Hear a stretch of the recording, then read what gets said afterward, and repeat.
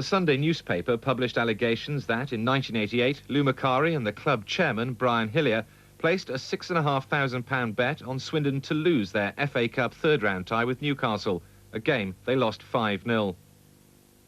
These claims fuelled a bitter boardroom struggle in which Carol Embry tried to take control of the club.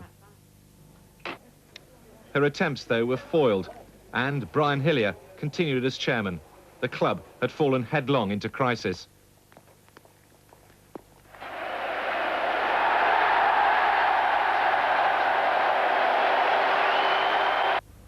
Macari and Hillier were brought before the FA to answer the betting charges. Both were found guilty.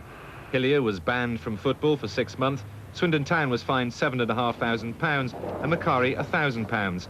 Hillier and Macari appealed. Macari's fine was upheld, but Hillier's ban was extended to 3 years. Swindon moved fast to minimise the damage and promote a new scandal-free future. They appointed a new chairman. I think that the reputation of the football club has in fact suffered.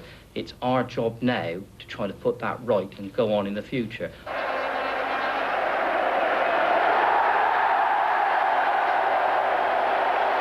But more serious allegations were to follow. The same paper claimed that Swindon Town players received illegal payments under the Hillier-Macari regime. As a Football League investigation got underway, regional crime squad officers arrested Macari, Hillier, the club's former accountant, and the club captain in dawn raids. They followed an Inland Revenue tax investigation. Macari and Hillier were charged with intent to defraud the Inland Revenue. The accountant faced one charge of false accounting. They were bailed by Swindon magistrates and are due in court again next week.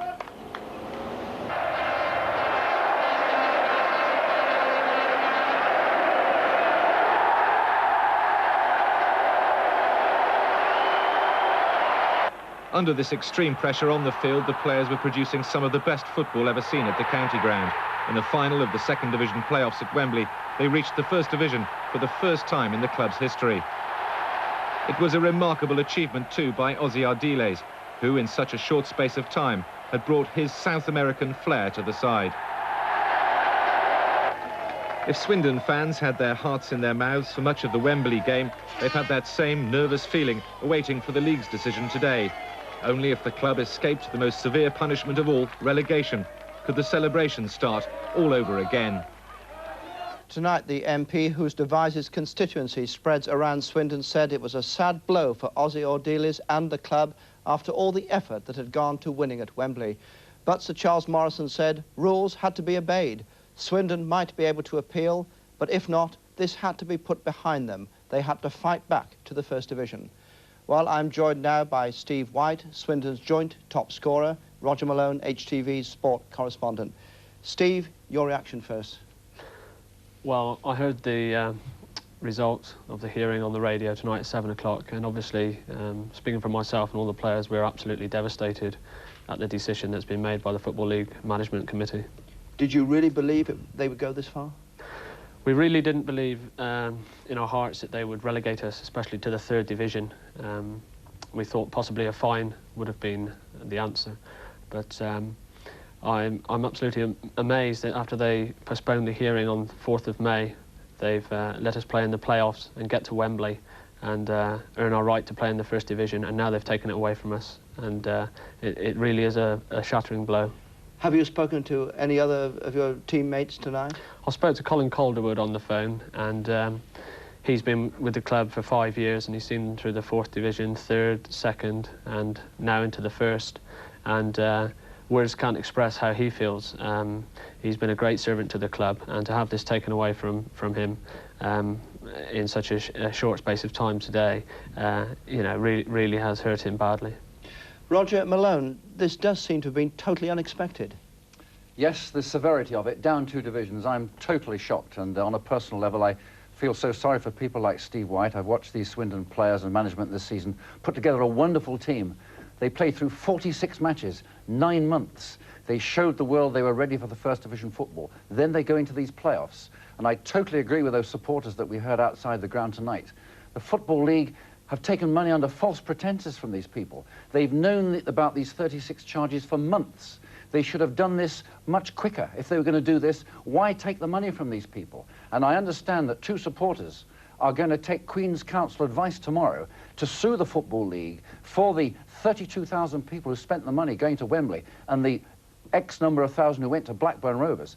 I think that obviously these 36 charges were serious matters, but too many innocent people are being punished. They should have sought out the guilty individuals, fined the club, banished individuals, not punish all the Swindon public and the whole West Country who were looking forward to First Division football. What can the club do? They do have a right of appeal. Sure, they can appeal. The Football Association are the governing body of the game in this country, and I hope that someone in the Football Association may realise that this is the wrong punishment for these crimes, that there are other punishments, but I think that if it's gone this far, I personally would hold out no great hope that any appeal would work, and if the former chairman Brian Hillier's example of appealing is any example, he got 6 months to start with. When he appealed, he got 3 years, so that doesn't encourage too many people.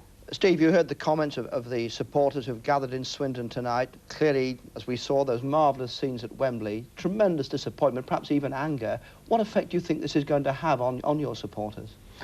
Well, as you just said, 33,000 turned out at Wembley, and whether you can say they were conned out of their money, I think that's, you know, possibly a bit strong, but the Football League have gone a long way and not told them exactly what they were going to do at an earlier date, and they should have done. They've gone all the way to Wembley, and now they've had it taken away from them. I really don't think that they will be able to stomach it. Do you accept, nonetheless, though, that these were very serious charges, that in the end, a punishment had to be levied? Yes, I do accept they were very serious charges, and obviously a punishment did have to be levied. All I can say is I hope the Football League Management Committee are going to be very consistent. Roger, coming back to you, what about Ozzy Ordele's future now? Is this the end of his period now at Swindon? He's a great little fellow, and before he left for some private business in Cordoba, Argentina, where we've been speaking to his family tonight, he said that he was very happy to remain with Swindon. He has another year of the contract to go. He would be happy to extend that contract. That was before he knew the results, so he must have known there was a possibility they would be relegated, but I don't think he or anybody else thought it would be third division football. Maybe the worst, it would be second division football. He'll be shocked by this, but he's a very honourable man, and ironically, it was Osvaldo Ardiles, together with Ricardo Villa, the other Argentinian, who about 5 or 6, 7, 8 years ago were Tottenham Hotspur players who were in the centre of an illegal payments case. And what happened to Tottenham Hotspur of the mighty First Division with lots of friends in high places? They were very severely fined. Just to come in on perhaps now, a lot of questions will be asked about this. Is Swindon being made an example of when loftier brethren have got away with fines in the past? Very briefly, there are other serious matters pending. There is this talk now of a second commission of inquiry hanging over the club's head as well.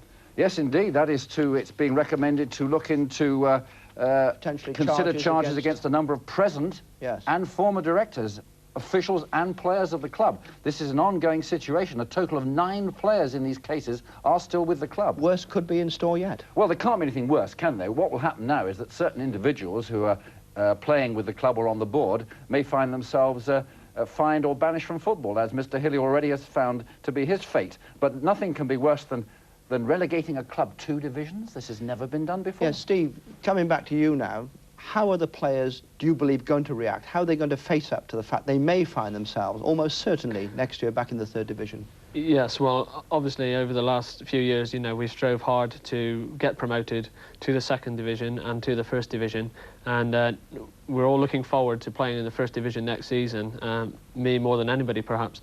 And now, all of a sudden, we're going to be playing in the 3rd division, and a lot of the lads are not going to be looking forward to that, obviously. Will they stay with the club?